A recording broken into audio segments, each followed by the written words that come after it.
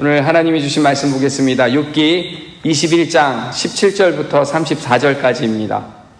제가 가지고 있는 구약성경으로는 782페이지에 있습니다. 욥기 21장 17절부터 34절까지입니다. 네, 긴 본문 말씀인데요. 힘내서 한 목소리로 합독하도록 하겠습니다.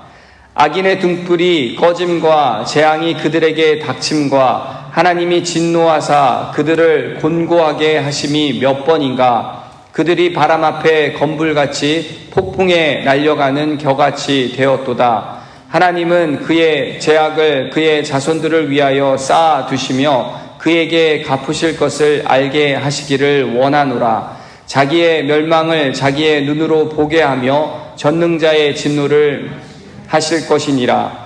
그의 달수가 다하면 자기 집에 대하여 무슨 관계가 있겠느냐. 그러나 하나님께서는 높은 자들을 심판하시나니 누가 능히 하나님께 지식을 가르치겠느냐. 어떤 사람은 죽도록 기운이 충실하여 안전하며 평안하고 그의 그릇에는 젖이 가득하며 그의 골수는 윤택하고 어떤 사람은 마음에 고통을 품고 죽음으로 행복을 맛보지 못하는도다. 이 둘이 매 한 가지로 흙 속에 눕고 그들 위에 구더기가 덮이는구나.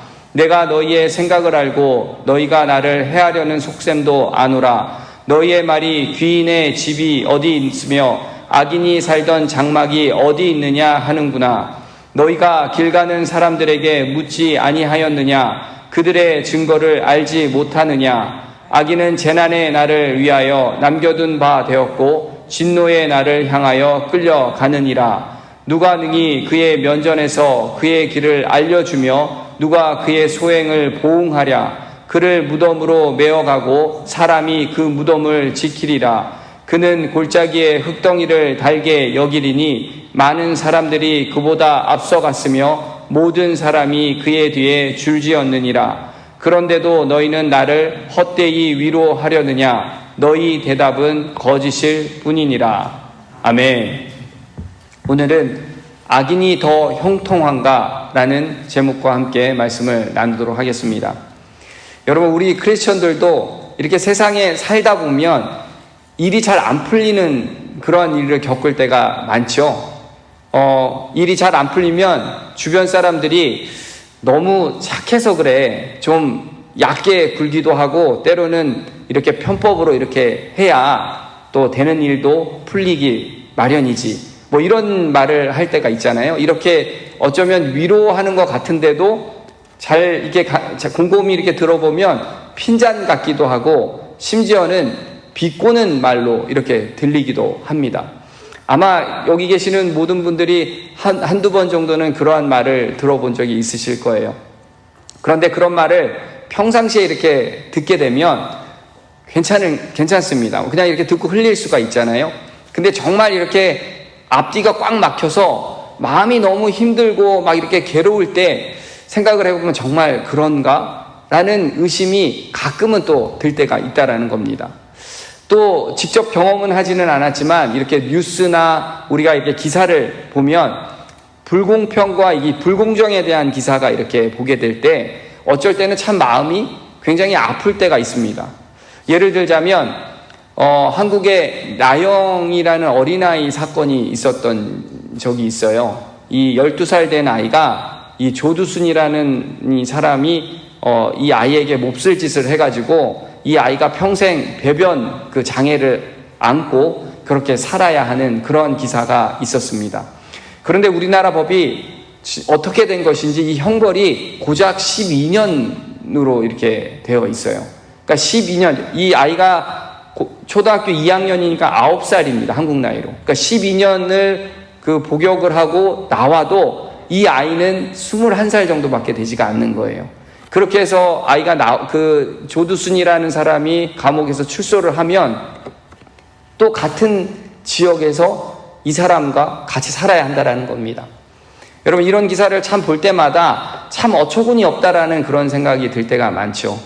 또 다른 경우는 많지 않은 운전기사가 운전을 하다가 사람을 치어서 숨지게 했는데 알고 봤더니 숨진 남자가 엄마 없이 아이를 돌보는 그런 아버지였습니다. 아버지가 죽고 나니까 하루아침에 아이들은 고아가 되었고, 이 고아가 된 아이들은 생계가 막막해지는 그러한 기사도 우리는 접하게 되기도 합니다. 또 대부분의 사람들은 열심히 일하고 이렇게 수고하고 노력하면서 일을 하면서 올바르게 살아가는데, 반대로 일부 특권층에 있는 사람들은 불법과 이렇게 편법을 이용을 해서 30살 초반밖에 안 되는 남자가 회사를 퇴직할 때 산재로 50억을 받았다라는 그러한 기사도 듣게 되었습니다. 여러분, 이런 불법을 통해서 부자가 된 사람을 보면서 정말 올바로 사는 것이 무슨 의미가 있을까? 사실 이런 생각을 하게 됩니다. 정직하게 살아도 결국은 나아지는 삶은 없고, 착하게 살아도 결국은 밑바닥 같은 그런 인생을 산다라는 그런 느낌이 들 때 정말 허망하고 허무한 생각이 든다라는 것이죠. 이렇게 다양한 사건들 속에서 우리는 인생의 이 허무함을 토로하고 또 주변 사람들하고 얘기하면서 그렇게 우리가 살고 있다라는 것입니다. 이런 안타까운 사건을 우리가 접하다 보면 정말로 정의가 살아있는 것일까? 하나님은 살아서 우리와 함께 역사하고 계시는 것일까? 하나님이 그렇게 살아계시는데 왜 세상은 이렇게 악한 사람들에게 더 유리하게 이렇게 흘러가고 있는 것일까? 당연히 죄 지은 사람이 벌을 받아야 하고, 그리고 선한 사람은 악한 사람보다 더 잘 살아야 한다라고 그렇게 생각을 하는데, 어떻게 세상은 반대로 흘러가고 있는 것일까? 이런 회의적인 생각이 들면서 우리의 머리로는 사실 이해가 안 되는 일들이 세상에 이렇게 많이 일어난다라는 것입니다. 그럴 때마다 우리는 푸념 섞인 한탄을 하나님께 이렇게 할 때가 있죠. 오늘 본문의 욥도 지금 그런 상황에 놓여 있는 것이 아닌가라는 생각을 해보게 됩니다.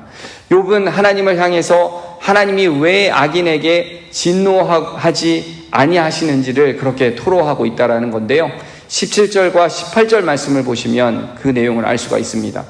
악인의 등불이 꺼짐과 재앙이 그들에게 닥침과 하나님 진노하사 그들을 곤고하게 하심이 몇 번인가? 그들이 바람 앞에 건불같이 폭풍에 날려가는 겨같이 되었도다.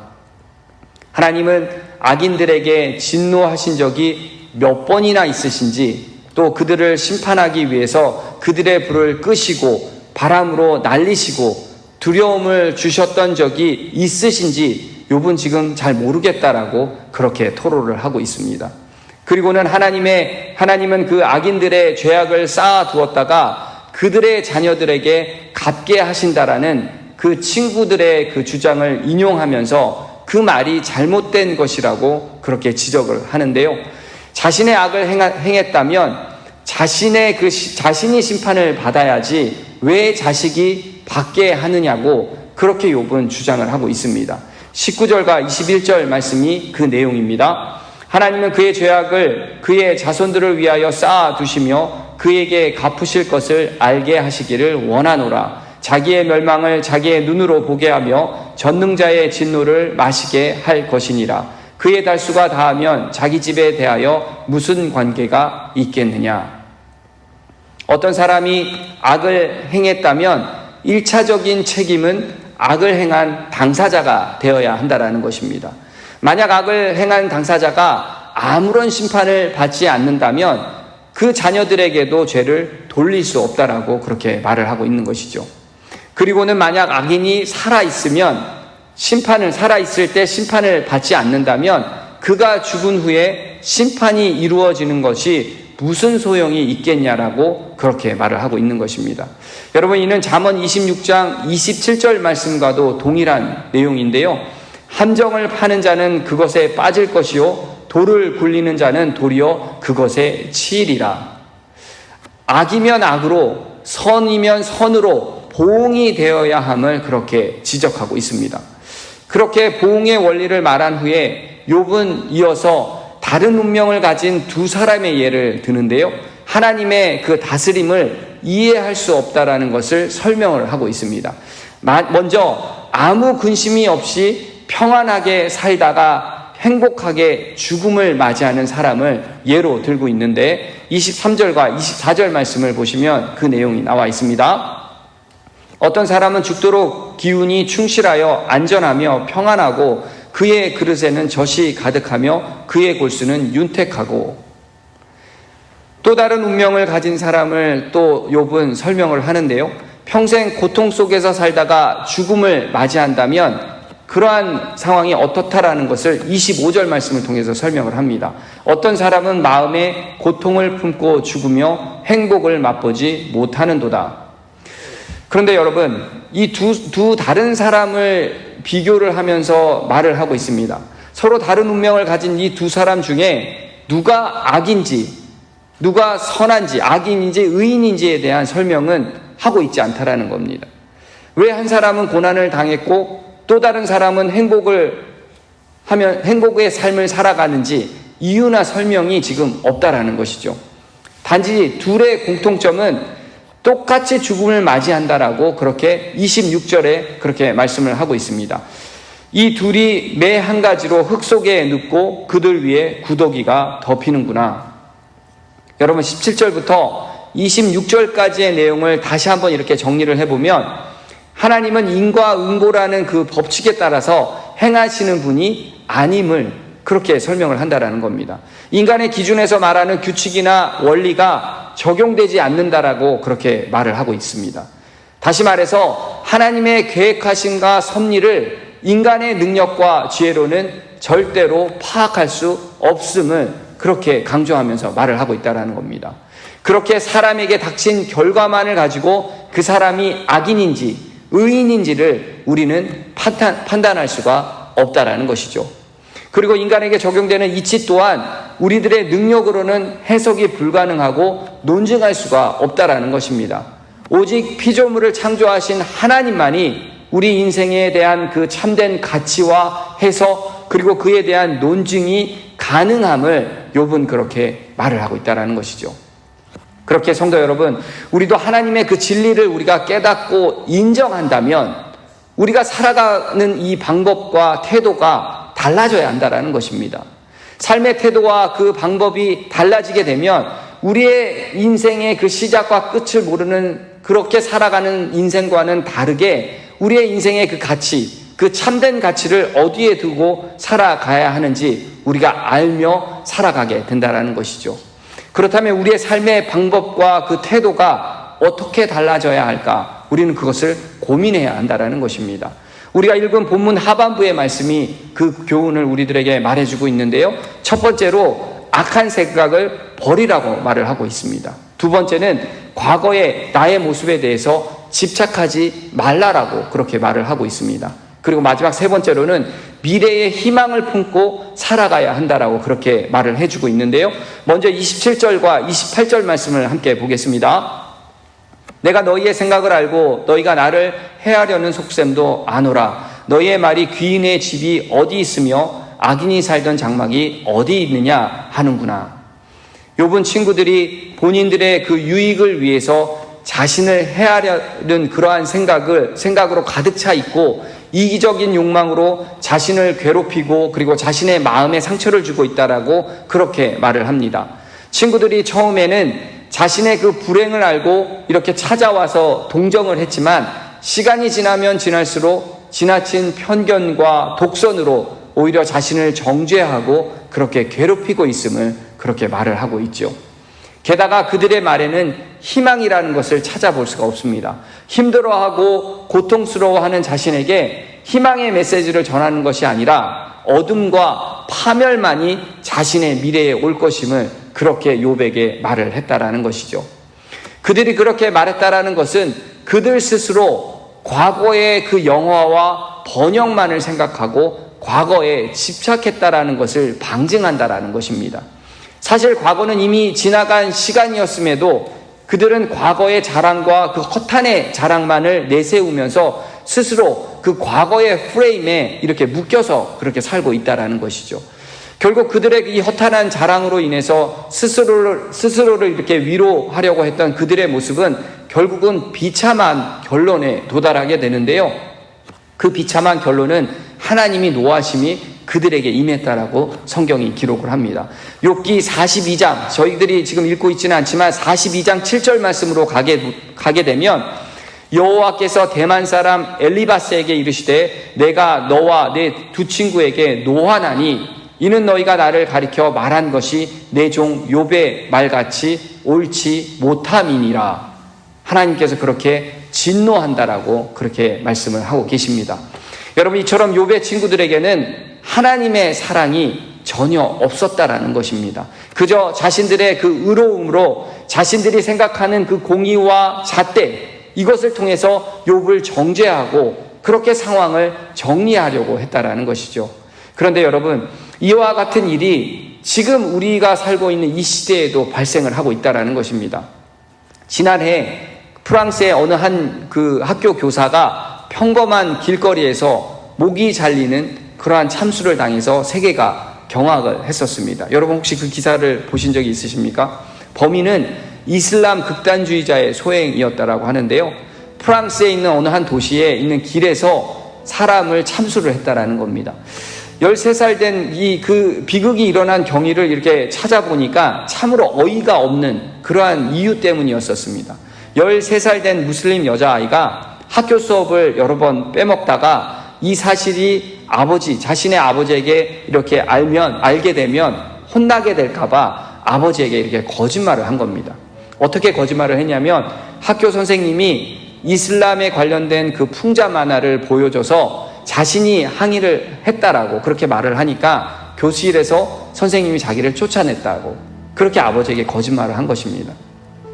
이 딸아이의 이야기를 들은 아버지가 격분을 해서 이 학교 선생님의 그 신상을 SNS에 이렇게 올려버린 겁니다. 이 글을 본 19살 된 이슬람 한 청년이 그 교사의 그 신상을 보고는 그 교사를 추적해서 알라의 이름으로 길거리에서 그렇게 참수를 했다라는 거죠.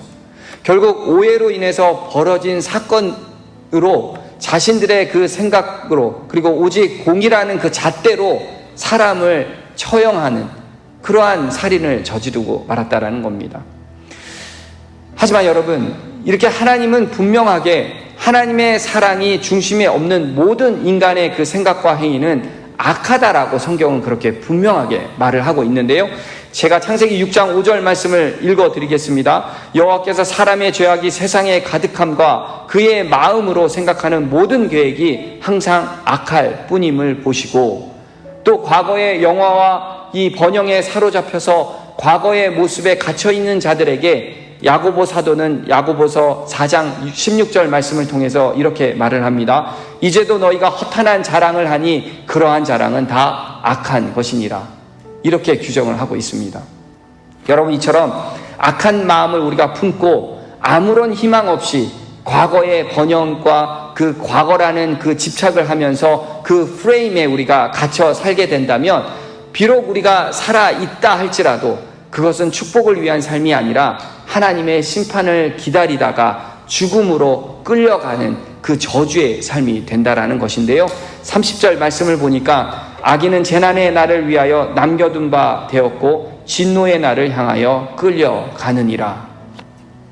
그렇게 여러분, 영원한 심판의 때에 돌이킬 수 없는 그 후회하는 날에 이르기 전에 우리는 그 은혜의 때를 하나님을 찾아서 나아가야 하고 그분께 우리가 돌아가야 한다는 겁니다.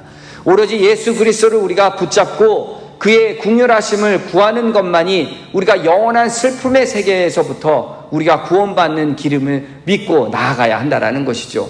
우리가 그렇게 살아갈 때 우리는 의인으로서 32절의 말씀, 그를 무덤으로 메어가고 사람이 그 무덤을 지키는 것이 아니라, 우리가 그 말씀을 따라서 32절의 말씀에 따라서 살아가는 인생이 아니라 우리가 사랑을 남기고 그리고 희망을 남기며 빛된 생활과 그 영원한 삶을 남기게 될 줄 믿습니다. 사랑하는 성도 여러분, 설사 이 세상에서 우리가 좀 부족하게 산다 할지라도 우리는 낙심하지 말고 포기하지 말아야 한다는 겁니다. 그리고 기쁨과 감사로 우리가 살아가면서 주님께 나아가야 한다는 사실이죠. 그럴 때 한량없는 주님이 우리를 늘 위로하고 우리와 함께 계신다라는 겁니다. 우리가 울고 있을 때 주님께서 우리의 눈물을 닦아주실 것이고, 우리가 지쳐하고 있을 때 이겨낼 수 있는 힘 또한 우리에게 주신다라는 것이죠. 그리고 먼 훗날 우리가 천국에 가면 이 세상에서 부족했던 것들을 그 주님께서 다 보상해 주신다라는 사실입니다. 그러니 성도 여러분, 다른 데서 우리가 해답을 찾지 말고 오직 예수 그리스도 안에서 우리가 그 해답을 찾기를 바랍니다. 예수 그리스도만이 우리의 인생의 유일한 답임을 우리가 믿고 악인의 삶이 형통한 것이 아니라 오직 의인의 삶이 형통한 것임을 믿고 살아가는 저와 여러분 되시길 주의 이름으로 축원드립니다. 아멘. 우리 함께 기도하겠습니다. 하나님 감사합니다.